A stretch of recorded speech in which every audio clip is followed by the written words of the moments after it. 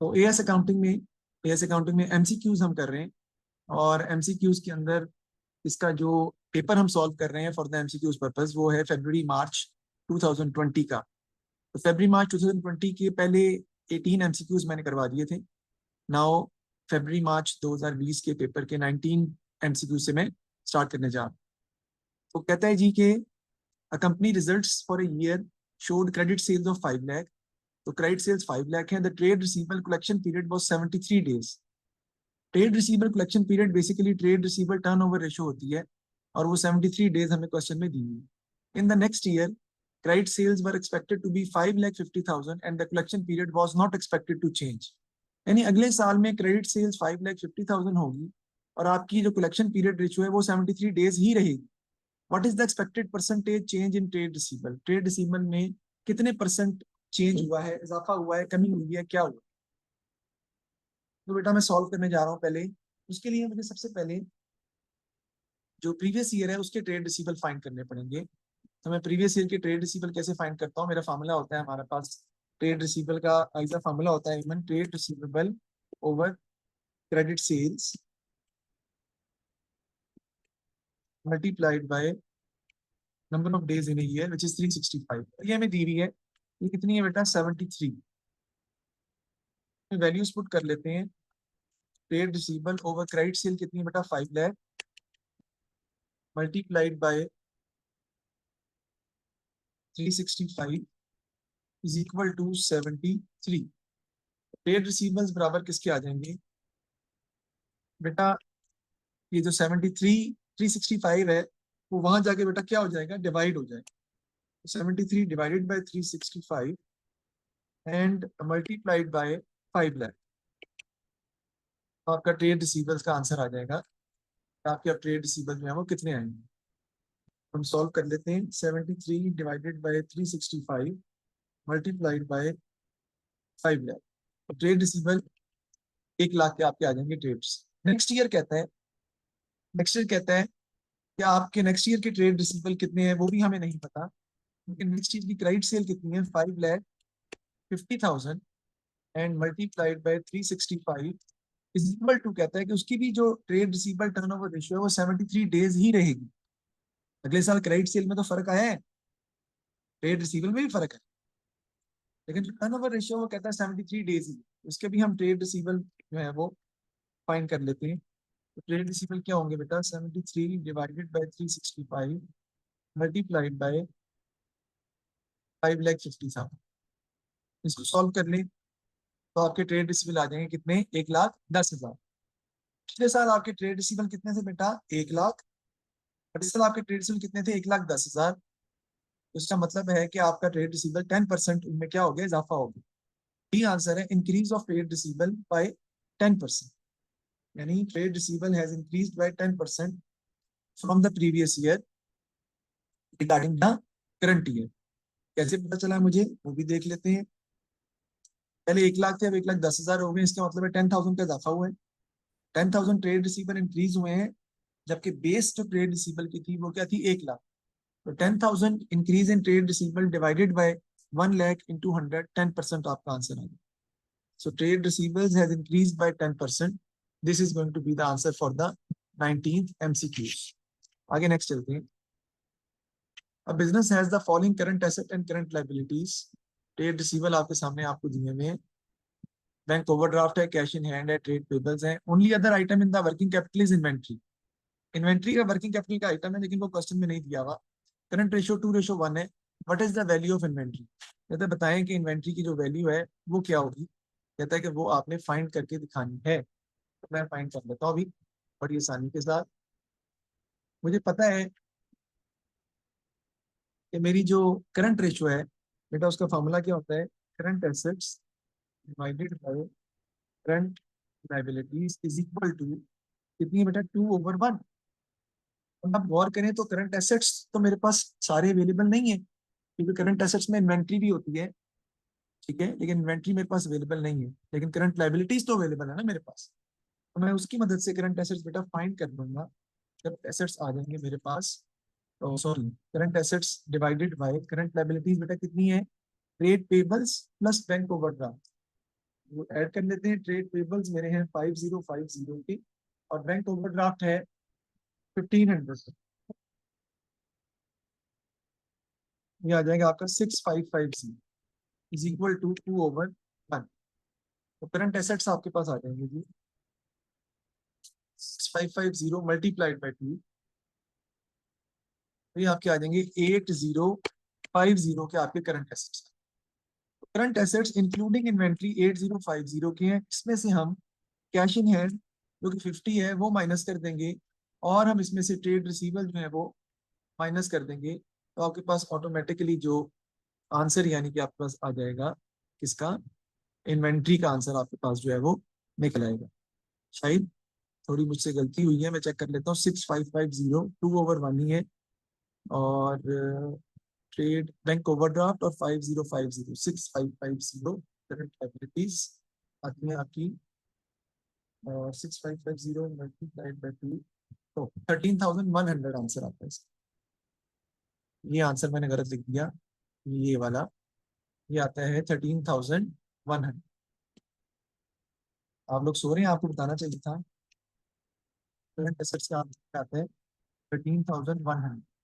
इसमें से हम माइनस कर देंगे, इट इंक्लूड्स इन्वेंट्री, इसमें से माइनस कर देंगे हम 50 कैश इन हैंड, और माइनस कर देंगे ट्रेड रिसीवेबल 6000 के।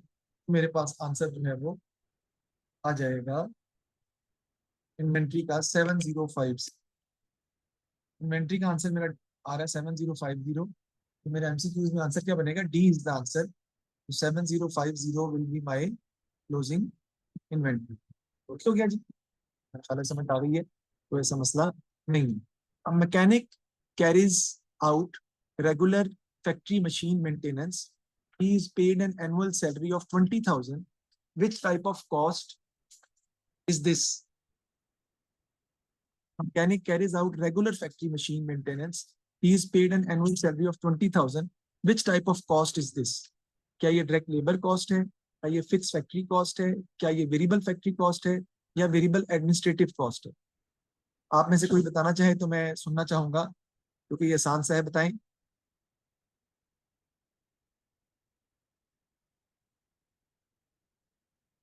जी। बी। जी बी आंसर है, बिल्कुल सही है। बेटा डायरेक्ट लेबर कॉस्ट वो होती है जो मशीन के ऊपर लोग काम कर रहे होते हैं, प्रोडक्शन कर रहे होते हैं। वेरिएबल फैक्ट्री कॉस्ट वो होती है जो फैक्ट्री के अंदर कॉस्ट है लेकिन वेरिएबल है, ये फिक्स्ड है। और वेरिएबल एडमिन ये है ही नहीं, क्योंकि एडमिनिस्ट्रेशन कॉस्ट फैक्ट्री में नहीं लगती है, ये फैक्ट्री का हिस्सा नहीं होती है। तो फिक्स फैक्ट्री कॉस्ट है ये फैक्ट्री मेंटेनेंस जो है ये इनडायरेक्ट लेबर है। डायरेक्ट लेबर जो है वो फैक्ट्री ओवरहेड्स में आती है और फिक्स फैक्ट्री कॉस्ट में आती है, because he is getting an annual salary which is a fix salary of 20,000। 22 देखते हैं जी। Manufacturer uses the weighted average cost method of inventory valuation. Opening inventory कहता है 10 units है at 50 each, 30 units were purchased costing 70, और 20 units were sold at 80 each. What was the value of the inventory at the end of the month? जाहिर ये लगता है सवाल आपको कि बड़ा मुश्किल है, लेकिन ये सवाल असल में बहुत आसान है। जी जी, कैसे आइजा, ये देखें 10 यूनिट हमने खरीदे, एक कितने का था जो पड़ा हुआ था पहले से 50 का, तो टोटल कितने 500 के, 30 हमने और परचेज कर लिए, एक यूनिट कितने का 70 का, टोटल कितना आ जाएगा बेटा 2100। So what is the way to find the weighted average rate? Total amount, total amount divided by total quantity, 2600 divided by 40, 2600 divided by 40 total amount, 2600 divided by total quantity which is 40। तो divide कर दें आप, 2600 को divide कर दें 40 से, तो आपका वेटेड एवरेज रेट जो है वो आ जाएगा।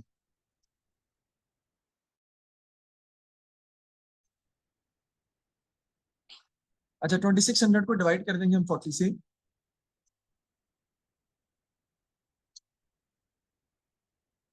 65 आपका आ जाएगा, जो रेट आ जाएगा आपका दैट इज 65। तो 65 हम यहाँ पे लिख देंगे, ठीक है जी। अब वो कहता है कि देखिए टोटल यूनिट्स 40 थे, उसमें से 20 बिक गए, सेल हो गए। 40 यूनिट्स टोटल थे, उसमें से 20 सेल हो गए, बाकी कितने बच गए 20 units. 20 units is the closing inventory but they are in units, amount में अगर आप निकालना चाहें तो वेटेड एवरेज रेट कितना है उसका 65, 20 को 65 से मल्टीप्लाई कर दें तो आपके पास आंसर आ जाएगा 1300, that is the value of closing inventory. तो बी इज द आंसर। दोबारा रिपीट कर रहा हूँ, ये वैल्यू ऑफ क्लोजिंग इन्वेंट्री अगर मैं फाइफो से निकालता बेटा तो क्या होता, अगर मैं फर्स्ट इन फर्स्ट आउट से निकालता तो 20 यूनिट्स मैंने सेल किए, 10 यूनिट्स पहले वाले चले गए, 10 यहाँ से चले गए 30 में से, तो इसमें से 20 यूनिट्स बच गए आपके पास, कितने वाले, 70 वाले। ठीक है, तो आपकी इन्वेंट्री इसमें कितनी बनती है, 1400 बचेगी आपकी इन्वेंट्री फाइफो से। कैसे, 10 ये वाले निकल गए, 10 इसमें से निकल गए, बाकी 20 बच गए, 20 इंटू 70 1400। लेकिन एवरेज मेथड में आपको एवरेज रेट यूज करना पड़ता है, जिसके लिए हम क्या करते हैं, total amount divided by total quantity. 10 unit पहले से पड़े हुए थे 50 वाले, 30 और खरीदे 70 वाले, तो टोटल अमाउंट हमारे पास कितनी आ गई, दैट इज 2600। और टोटल क्वांटिटी हमारे पास कितनी आ गई, 40। तो 2600 डिवाइडेड बाय 40 आप करेंगे तो आपका वेटेड एवरेज रेट जो है वो निकल आएगा 65। तो एक यूनिट वेटेड एवरेज रेट के हिसाब से 65 का है। इन्वेंट्री कितनी बची बेटा, 20 यूनिट्स की, वो फाइफो फाइफो एवरेज जो सब में एक ही है, 65 से मल्टीप्लाई कर देंगे तो 1300 आपका आंसर आ जाएगा। B is the answer. सारे 20 कैसे आया बेटा, 10 प्लस 30 40 आपके पास अवेलेबल थे, 20 आपने बेचे हैं, तो बाकी यूनिट्स 20 ही बचते हैं आपके पास क्लोजिंग इन्वेंट्री में। उनको 65 से मल्टीप्लाई करेंगे। सर ये 80 के नहीं है, वो खुदा के बंदो 80 का सेल हो रहा है, जो यूनिट 20 के आप सेल कर रहे हैं 80 का, तो सेल से हमारा ताल्लुक नहीं है। उसने ग्रॉस प्रॉफिट नहीं पूछा कि मुझे सेल की तरफ चले जाऊं, उसने क्लोजिंग इन्वेंट्री पूछी है। याद रखिएगा, सेल की अमाउंट सेल प्राइस पे होती है, कॉस्ट ऑफ सेल्स की अमाउंट होती है कॉस्ट प्राइस के, तो मुझे कॉस्ट प्राइस के हिसाब से देखनी है। क्लोजिंग इन्वेंट्री कॉस्ट प्राइस पे रिकॉर्ड करते हैं, तो मुझे कॉस्ट प्राइस के हिसाब से चीजों को चेक करना। Which statement is correct when production increases, sorry, जब प्रोडक्शन बढ़ेगी तो कौन सी स्टेटमेंट जो है वो करेक्ट है। Total fix cost fall, total variable cost fall, total fix cost per unit fall, variable cost per unit fall. बताएं, कोई भी बच्चा बता दे, मैं तो बता ही दूंगा। सी। किसने बताया ये, कौन, अली आप हो? जी सर। अच्छा, which statement is correct when production increases, तो याद रखिएगा बेटा, टोटल वेरिएबल कॉस्ट प्रोडक्शन के बढ़ने से बढ़ती है, कम होने से कम हो जाती है, तो बी आंसर नहीं है हमारा, क्योंकि टोटल वेरिएबल कॉस्ट प्रोडक्शन के बढ़ने से बढ़ती है, कम होने से कम हो जाती है। तो प्रोडक्शन जब बढ़ेगी तो टोटल वेरिएबल कॉस्ट फॉल नहीं करेगी, बढ़ेगी, तो बी आंसर नहीं है। टोटल फिक्स कॉस्ट चेंज होती ही नहीं है, प्रोडक्शन बढ़े तब भी कम हो तब भी, तो ए भी आंसर नहीं है, क्योंकि प्रोडक्शन बढ़ती है तब भी टोटल फिक्स कॉस्ट चेंज नहीं होती। The variable cost per unit falls, याद रखिएगा वेरिएबल कॉस्ट पर यूनिट भी चेंज नहीं होती, प्रोडक्शन के बढ़ने या कम होने से variable cost per unit same रहती है, चेंज नहीं होती, तो डी भी आंसर है। Fix cost per unit fall करेगी, क्योंकि फिक्स कॉस्ट का प्रोडक्शन पर यूनिट का प्रोडक्शन के साथ जो रिलेशनशिप है वो एडवर्स होता है, ऑपोजिट होता है। प्रोडक्शन बढ़ेगी तो वो कम हो जाएगी, कम होगी तो वो बढ़ जाएगी, तो fix cost per unit fall, C इसका आंसर है। Why might absorption costing be used to calculate contribution? बेटा कंट्रीब्यूशन के लिए मार्जिनल कॉस्टिंग यूज करते हैं, to decide whether or not to accept special order, इसके लिए भी मार्जिनल कॉस्टिंग यूज होती है। To set the selling price of the product, इसके लिए एब्जॉर्प्शन कॉस्टिंग यूज होती है। To make long term decisions, इसके लिए भी एब्जॉर्प्शन कॉस्टिंग यूज होती है। Marginal costing is use for short term decision making. तो आंसर इसका क्या है, 3 and 4, D is going to be the answer. 3 and 4 जो है वो हमारा आंसर जो है वो बनेगा। ओके जी, ये हमने इस तरीके से सॉल्व। अच्छा आगे देखते हैं जी, तो 3 और 4 डी इसका आंसर है हमारा। Next 25, following information is available for a business, budget दिया हुआ आपको और एक्चुअल कॉस्ट भी दी हुई है, what was the over absorption under absorption of fixed overhead. बेटा तकरीबन 10 से 15 एमसीक्यूज में वो रिपीट होते हैं, बाकी 15 नए आते हैं। नए आने का मतलब हरगिज हरगिज ये नहीं है कि नए एमसीक्यूज जो 15 आपके सामने आएंगे उसमें सिर्फ 5 ऐसे होंगे जो आपने नहीं देखे होंगे, बाकी मिलते जुलते होंगे। सर कैसे, बता देता हूँ। ये जो सवाल अभी मैंने करवाया था आपको, ये रहा आपके सामने, कौन से वाला, इधर चला गया, ये इन्वेंट्री का 22। ये अगर सवाल वो फाइफो मेथड से दे दे तो चेंज हो जाएगा ना सारी बात, तो ये वो कर सकते हैं। ठीक है ना, तो ये सेम एमसीक्यूज तो नहीं होगा ना। तो 10 के करीब, 10 से 15 रिपीट होते हैं, बाकी 10 जो है वो उन जैसे आते हैं, और तकरीबन 3-4 नए भी होते हैं। फॉलोइंग इन्फॉर्मेशन इज अवेलेबल, तो अंडर ओवर एब्जॉर्प्शन हम निकाल देते हैं, आपको पता है। सबसे पहले आपकी क्या आ जाएगी जी, एक्चुअल ओवरहेड्स, क्योंकि आपने कंपैरिजन करना होता है ना। एक्चुअल ओवरहेड्स हमारे कितने दिए हुए हैं अगर हम देखें तो 1,90,000। एब्जॉर्ब्ड ओवरहेड के साथ कंपेयर कर लेंगे इसको हम। एब्जॉर्ब्ड ओवरहेड क्या होते हैं आपके, कैसे निकालेंगे, actual hours into OAR. Actual hours हमारे पास कितने बेटा 11,000, और ओएआर हमारा कितना है बेटा, वो तो निकाला ही नहीं, वो निकालना पड़ेगा। उसका फॉर्मूला क्या होता है, budgeted overhead cost divided by budgeted hours. तो बजटेड ओवरहेड कॉस्ट कितनी है बेटा 1,80,000 डिवाइडेड बाय बजटेड आवर्स कितने हैं बेटा 10,000। ओएआर कितना आ गया बेटा 18। एक्चुअल आवर्स इनटू ओएआर, 18 से मल्टीप्लाई कर दूंगा मैं 11,000 को, तो मेरे पास अब्सॉर्ब्ड ओवरहेड कॉस्ट जो है वो आ जाएगी, और वो कितनी आती है 198,000। इसका मतलब है कि आपका 8,000 से ओवर एब्सॉर्ब, एब्सॉर्ब ज्यादा है ना, 8,000 से आपका आंसर जो है वो आ जाएगा ओवर एब्सॉर्ब का। ठीक है जी, 8,000 over absorb, A is going to be the answer, हमारा ए निकल आएगा, जो कि मैंने आपको सॉल्व करके दिखा दिया है। देखने इसमें कोई मसला तो बताएं, आसान सी चीज है। High and low point method बेटा बहुत इंपॉर्टेंट है, और पेपर में उसका एमसीक्यूज भी आता है। मैंने पहले दिन शायद वो कराया था, दोबारा भी रिपीट होगा, बहुत दफा रिपीट होगा, क्योंकि वो पेपर में एक ना एक सवाल उसका आता ही आता है। दो पॉइंट्स दिए होते हैं, एक लो पॉइंट होता है, एक हाई पॉइंट होता है। हम उसकी कॉस्ट, डिफरेंस इन कॉस्ट को डिवाइड कर देते हैं डिफरेंस इन यूनिट्स से। Change in cost divide by change in units, तो आपका वेरिएबल ओवरहेड रेट आ जाता है। और उस वेरिएबल ओवरहेड रेट को हम किसी भी पॉइंट के थ्रू मल्टीप्लाई करके वेरिएबल कॉस्ट निकाल लेते हैं, और वो माइनस कर देते हैं हम टोटल कॉस्ट में से, तो आपके पास फिक्स कॉस्ट जो है वो निकल आती है। अब बिजनेस नेक्स्ट 26 को देखते हैं कि a business plans to sell all the 10,000 produced next year at the same price as this year. Direct costs are forecast to decrease by 2 per unit, and total fixed cost will increase by 40,000. What will be the effect of this? बेटा total cost क्या हो जाएगी, total cost आपकी increase कर जाएगी, और break even point भी आपका इंक्रीज कर जाएगा। पर वो कैसे, वो इस तरह बेटा कि अगर आप गौर करें तो आपका ब्रेक इवन पॉइंट का फॉर्मूला होता है fix cost over contribution per unit. तो जब डायरेक्ट कॉस्ट जो है वो आपकी डिक्रीज कर रही है, तो कंट्रीब्यूशन पर यूनिट आपका क्या करेगा, इंक्रीज करेगा। ठीक है ना। लेकिन प्रॉब्लम ये है कि कंट्रीब्यूशन जो डायरेक्ट कॉस्ट है वो डिक्रीज कर रही है 20,000 से 2 पर यूनिट, और फिक्स कॉस्ट कितने से इंक्रीज कर रही है बेटा 40,000। इसका मतलब है कि ऊपर वाली जो फिगर है, फिक्स कॉस्ट ऊपर होती है ना, वो ज्यादा इंक्रीज कर रही है बनिस्बतन कंट्रीब्यूशन की फिगर से। राइट। तो आपका टोटल कॉस्ट आपकी क्या हो जाएगी बेटा, इंक्रीज कर देगी, टोटल बढ़ जाएगी सारी बात, क्योंकि वेरिएबल कॉस्ट में डायरेक्ट कॉस्ट कम हो रही है 20,000 से, जबकि फिक्स कॉस्ट बढ़ रही है 40,000 से, तो 20,000 से ज्यादा बढ़ रही है, तो टोटल कॉस्ट बढ़नी है। ब्रेक इवन पॉइंट भी आपका इंक्रीज कर जाएगा, क्योंकि फिक्स कॉस्ट ज्यादा इंक्रीज कर रही है बनिस्बतन कॉन्ट्रीब्यूशन पर यूनिट की कमी के मुकाबले, तो आपका ब्रेक इवन पॉइंट भी ऑटोमेटिकली बढ़ जाएगा, या वो डिले हो जाएगा, यानी मजीद आगे चले जाएगा। अभी तो ब्रेक इवन पॉइंट हमें पता नहीं है ना कितना है, क्योंकि पिछली हमें वेरिएबल कॉस्ट नहीं पता। इसका एक और भी तरीका है, आप एक एज्यूम करके कोई सा एज्यूम करके,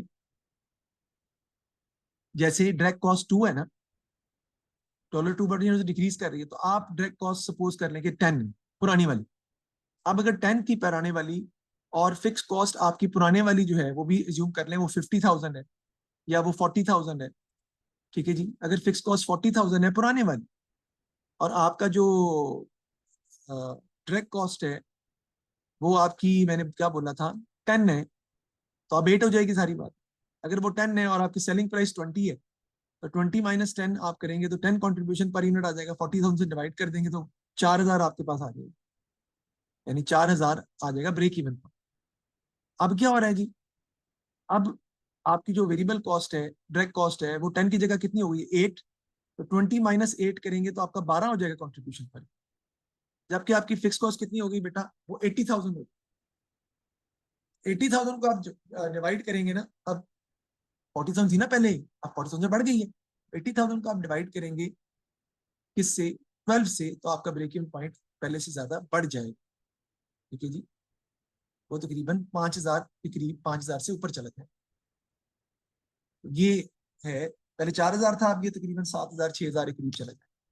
26 का डी आंसर है, इंक्रीज और इंक्रीज हमारा आंसर आएगा। तो एग्जाम्पल लेके भी कर सकते हैं और जुबानी आप खुद थ्रू ब्रेन से भी यूज करके भी कर सकते हैं कि जितनी आपकी कंट्रीब्यूशन डायरेक्ट कॉस्ट कम हो रही है ना, उससे ज्यादा फिक्स कॉस्ट इंक्रीज कर। 27 में देखते हैं जी, what is the profit for the period. तो ये जो एमसीक्यूज पेपर में आए, अक्सर बच्चों ने ना गलत किया था, हालांकि गलत करने वाला था नहीं, लेकिन बच्चों ने गलत किया था। उसका रीजन क्या है वो बता दूं मैं आपको, कि इस क्वेश्चन में 2 स्टेप्स में सवाल होना था। बच्चों ने एक स्टेप में सवाल करने की कोशिश की तो सवाल गलत हो गया। लेकिन बेटा ब्रेक इवन सेल्स रेवेन्यू दिया हुआ है 4 लाख। अब ब्रेक इवन हमारा होता क्या है वो देखिए, अकॉर्डिंग टू दिस डाटा हम इसे क्या लिखेंगे जी, fix cost over C over S ratio is equal to 4 lakh.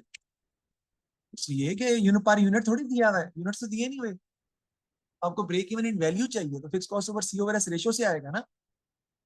तो देखिए fix cost over C over S ratio बोला कितनी बनेगी हमारी, सेल्स रेवेन्यू आपका 6 लाख है और 1,80,000 आपकी वेरिएबल कॉस्ट, 6 लाख माइनस 1,80,000 अगर आप करते हैं तो ये आपके पास कंट्रीब्यूशन आ जाएगा कितना, 4,20,000 divided by 6 lakh is equal to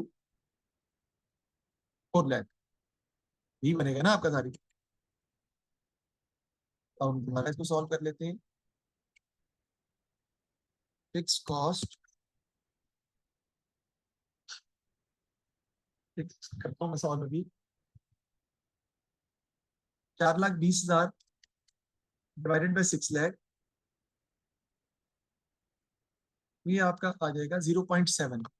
ये 0.7 आपका आ गया C over S ratio equal to 4 lakh. Fix cost कितनी आ जाएगी आपकी,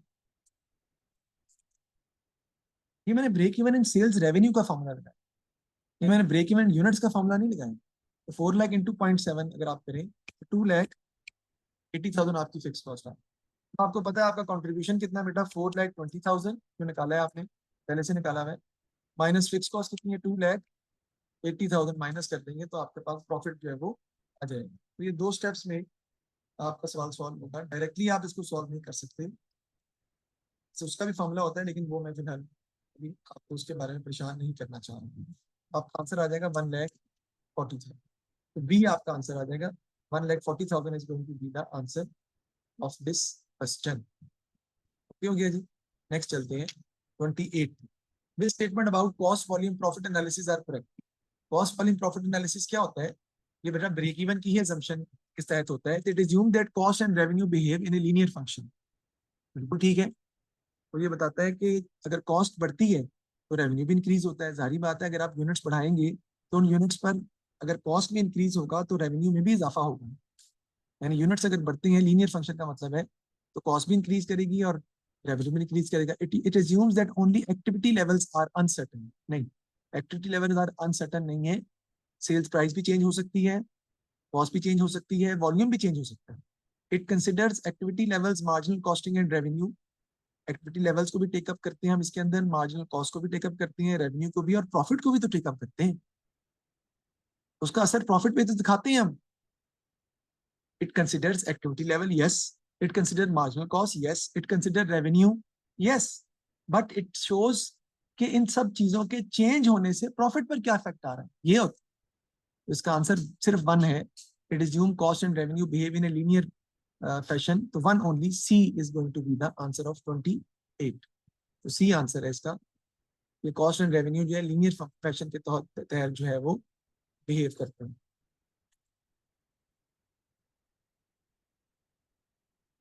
29 को देखते हैं जी हम। Company is forecasting its profit at 2 levels of activity. Sales दिया हुआ है 5,000 और 8,000, total fixed and variable cost है, प्रॉफिट है, सेल्स रेवेन्यू है।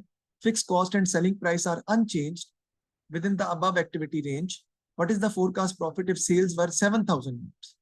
तो ये बेटा आपका सवाल आ गया high and low point method.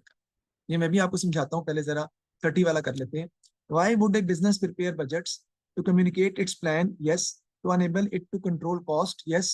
To improve its product quality, no. To plan its operation, yes. इसका आंसर क्या है, 1, 2 and 4। B is going to be the answer. क्योंकि budgets are prepare for coordination, for communication, for employ motivation, right, for planning, for controlling, but not for product quality. ठीक है जी, तो 1, 2 and 4 इसका answer. अब चलते हैं जी high and low point method की तरफ और इसको हम देखते हैं। तो high and low point method हम वहां यूज करते हैं बेटा जहां पे आपको क्वेश्चन में सेमी वेरिएबल कॉस्ट दी हो। तो अगर आप गौर करें तो इस क्वेश्चन में आपको सेमी वेरिएबल कॉस्ट दी हुई है, सर कहाँ लिखा हुआ है बेटा? ये जो total fixed and variable cost दी हुई है, इसका मतलब ये है कि इसके अंदर आपकी दोनों कॉस्ट शामिल है, वेरिएबल भी है और फिक्स भी है, तो हमें इन दोनों को अलग अलग करना पड़ेगा।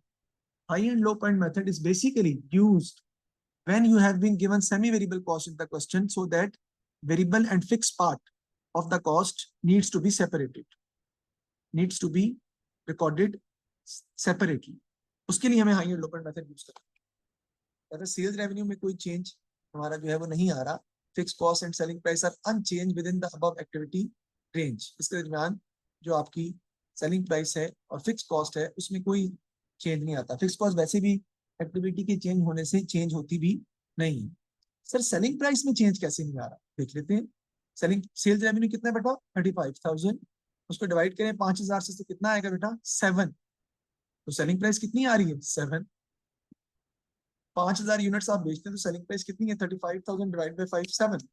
और अगर आप 8,000 यूनिट बेचते हो तो फिर सेलिंग प्राइस कितनी है? 7। ऐसे 56,000 डिवाइडेड बाई 8,000, वो भी 7 ही आ रही है। Selling price will not change, change नहीं हो रही इसके अंदर, सही है। और फिक्स कॉस्ट टोटल में भी चेंज नहीं होता। अब चलते हैं जी, हम वेरिएबल और फिक्स कॉस्ट को सेपरेट करते हैं जो हमें सेमी वेरिएबल कॉस्ट है। तो यूनिट्स, ये कौन सा पॉइंट है बेटा? ये लो पॉइंट है और ये उसकी कॉस्ट है, ये हाई पॉइंट है और ये उसकी कॉस्ट नहीं है। तो मैं नीचे इसको क्वेश्चन में सॉल्व करूंगा आपके सामने। देखिए यहाँ पे मैं लिख रहा हूँ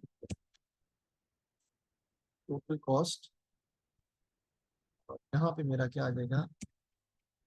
एक्टिविटी लेवल भी कह सकते हैं इसको, आप यूनिट्स भी बोल दें, आपकी मर्जी है। नहीं बेटा, इधर मैं कौन सा रिकॉर्ड कर रहा हूँ? ये लो पॉइंट है, ये जो है वो मेरा हाई पॉइंट। लो पॉइंट में अगर मैं कॉस्ट देखूं तो कॉस्ट कितनी है मेरी बेटा लो पॉइंट में? 20,000, और यूनिट्स मेरे कितने हैं बेटा? 5,000। फिर आपने कैसे लिया ये? मैं दिखा देता हूँ कैसे लिया मैंने। ये देखें, लो पॉइंट में यूनिट्स कितनी है? 5,000, कॉस्ट कितनी है? 20,000। हाई पॉइंट में यूनिट्स कितने हैं? 8,000, और कॉस्ट कितनी है? 26,000।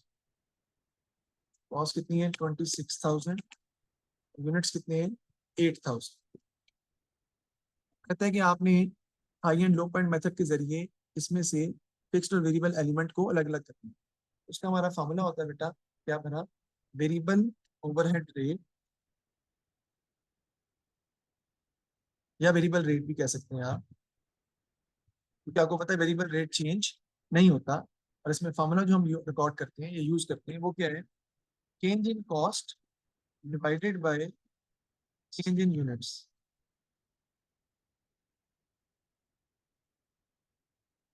यानी कॉस्ट में जितना चेंज आ रहा है उसको डिवाइड कर देंगे चेंज इन यूनिट से, तो वेरिएबल रेट आपका।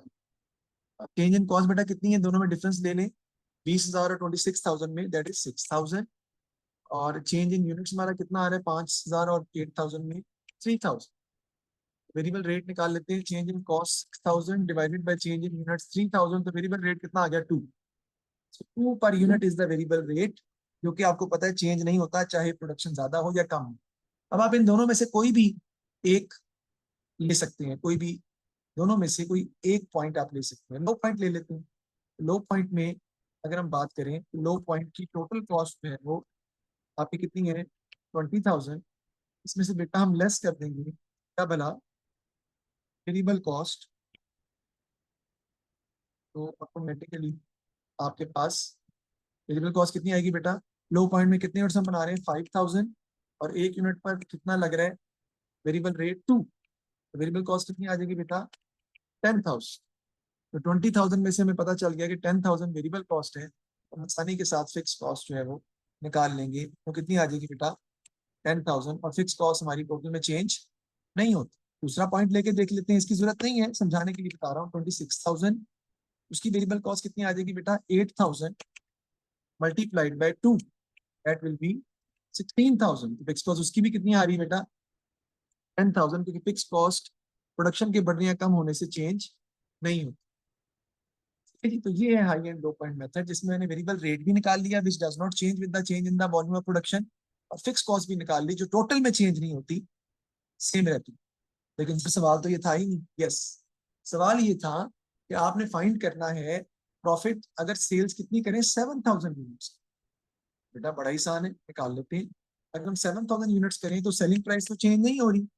सेलिंग प्राइस हमारी कितनी है बेटा, 7। तो सेल्स मेरी कितनी आ जाएगी बेटा, 49,000। इसमें से लेस कर देंगे कॉस्ट, टोटल कॉस्ट। उसमें दो कॉस्ट है बेटा, एक तो वेरिएबल कॉस्ट है, वो कितनी आ जाएगी, 7,000 मल्टीप्लाइड बाई 2। क्योंकि यूनिट सब 7,000 है, लेकिन वेरिएबल कॉस्ट जो है वो कितनी है, वेरिएबल रेट कितना है, 2। तो वो 14,000 आपका आ जाएगा। और मैं माइनस कर दूंगा फिक्स कॉस्ट, वो टोटल में चेंज होती नहीं है, तो वो कितनी है बेटा, 10,000। 49,000 में से आप वेरिएबल कॉस्ट और फिक्स कॉस्ट दोनों माइनस कर देंगे, तो आपके पास ऑटोमेटिकली जो है वो प्रॉफिट 7,000 यूनिट्स का निकल आएगा, जो कि आपका कितना आता है, 25,000। अच्छा, आप किसी भी प्रोडक्शन लेवल का प्रॉफिट अब फाइंड कर सकते हैं। आप किसी भी प्रोडक्शन लेवल की आप कॉस्ट फाइंड कर सकते हैं। कैसे सर? क्योंकि आपको पता है कि कोई भी यूनिट्स हो, आपका वेरिएबल रेट एक यूनिट पर $2 ही रहेगा, और आपकी फिक्स कॉस्ट टोटल में 10,000 ही रहेगी। तो आप 5,000 से 7,000, 5,000 से 8,000 के दरमियान किसी भी एक्टिविटी लेवल का प्रॉफिट या फिक्स कॉस्ट या टोटल कॉस्ट फाइंड कर सकते हैं। तो देखते हैं प्रॉफिट 25,000 का आंसर कहाँ दिया है। ये है, B is going to be the answer for this question. What is the forecast profit if sales were 7,000 units, that is 25,000। जी, तो ये लिख लें, इसको देख लें, इसमें कोई प्रॉब्लम है तो बिला झिझक आप पूछ सकते हैं। एनी काइंड ऑफ प्रॉब्लम तो आप मुझसे बिला झिझक पूछ सकते हैं। तो ये high and low point method तो आपको करना ही पड़ेगा, क्योंकि इसका सवाल तो पेपर में, आपके पेपर में आना ही आना है, यानी एक एमसीक्यू जिसका आना ही आना, जिसमें आपको इसी किस्म का डाटा दिया होगा और इसी तरीके से आप उसको फाइंड करें। तो ये मैंने पेपर कंप्लीट आपको करवा दिए। कल मैंने पेपर करवाया था, वो घर में कर लीजिएगा। कल भी 7 बजे हमारी क्लास होगी, क्लास हमारी डेली होगी, उसमें कोई गैप नहीं आना। और एमसीक्यूज का पेपर जो है वो कोई आसान नहीं होता, इसमें बेटा प्रिपरेशन करनी पड़ती है, अच्छी खासी मेहनत करनी पड़ती है, और कोशिश यही करनी है कि कम से कम 24 नंबर तो आए आए 30 में से। और लाइक बच्चे जो है वो 27 नंबर के करीब उनको लेने चाहिए, 27-28 के करीब। जो एमसीक्यूज आते हैं वो फटाफट करने के बाद, जो एमसीक्यूज थोड़ा टेक्निकल होते हैं, डाउट होता है, उसको निशान लगा के सर्कल टिक कर लेते हैं, ताकि बाद में इसको दोबारा देख सकें। लेकिन वो एमसीक्यूज 4 से 5 से ज्यादा नहीं होने चाहिए, ये ज़हन में याद रखिए, ताकि बाद में उन पर ज्यादा गौर करके बंदा आइडिया लगा सके। और 4-5 होते हैं जो जरा टफ भी हो। कल मैंने पेपर कराया था मई जून 20-21 का, वो आप घर में मई जून 20-11 का, वो आप घर में प्रैक्टिस कर सकते हैं, क्योंकि मैं करवा चुका हूँ। अब मैं कल मई जून 20-12 का पेपर कराऊंगा, क्योंकि मैंने बताया था कि 20-21-22 के पेपर में खुद कराऊंगा। बाकी 16 से लेकर 19 तक आपने घर में करने हैं। इस पेपर में भी करने जो प्रॉब्लम है वो आप व्हाट्सएप मुझसे पूछ सकते हैं, तस्वीर लेके एमसीक्यूज की भेज दें, तो मैं आपको बता दूंगा कि आप मुझसे कैसे सॉल्व करें। तो ये हमारी क्लास खत्म होती है। Any question? दूसरा पार्ट मैं थोड़ा स्लो करवाया है किसी भी पेपर का। अब थोड़े थोड़े पेपर हम पूरे पूरे किया करेंगे, इसलिए ताकि आपको शुरू में एमसीक्यूज के बारे में आइडिया हो जाए। बिल्कुल भी नहीं, अली आपने सवाल जो पूछा है, बिल्कुल भी नहीं। All variants are a part of your course. अगर ऐसा ना होता तो, अगर आप मुझसे कोई गैस मांगते हो तो मैं तो हर वेरिएंट का गैस दे सकता हूँ, हर वेरिएंट का गैस दे सकता हूँ। हर वेरिएंट का गैस अलग अलग होता है। इसका मतलब है सारा पार्ट आपके कोर्स का हिस्सा है मेरे भाई। आपके एक साल में 7 वेरिएंट होते हैं एएस के अंदर, सातों के सातों वेरिएंट आपने सॉल्व करने होते हैं। और यही वजह है कि बच्चों के पेपर मेरे अच्छे होते हैं, कि मैं सारे पास पेपर सॉल्व करवा। ये बिल्कुल भी इलॉजिकल बात है कि हमारा वेरिएंट आएगा, ये किसी भी सब्जेक्ट में अप्लाई नहीं होता। हर सब्जेक्ट में सारे वेरिएंट्स करने होते हैं आप। ये नहीं है। ये 16 से लेकर 19 तक आपके 3 सालों के तकरीबन 18 से 20 पेपर बनेंगे, वो आपने करने हैं। 16, 17, 18, 19, तो 4, हाँ 20, 22 पेपर बनेंगे, वो आपने करने हैं। बाकी 20-22 में खुद कराऊंगा, तो हम चल ही रहे हैं।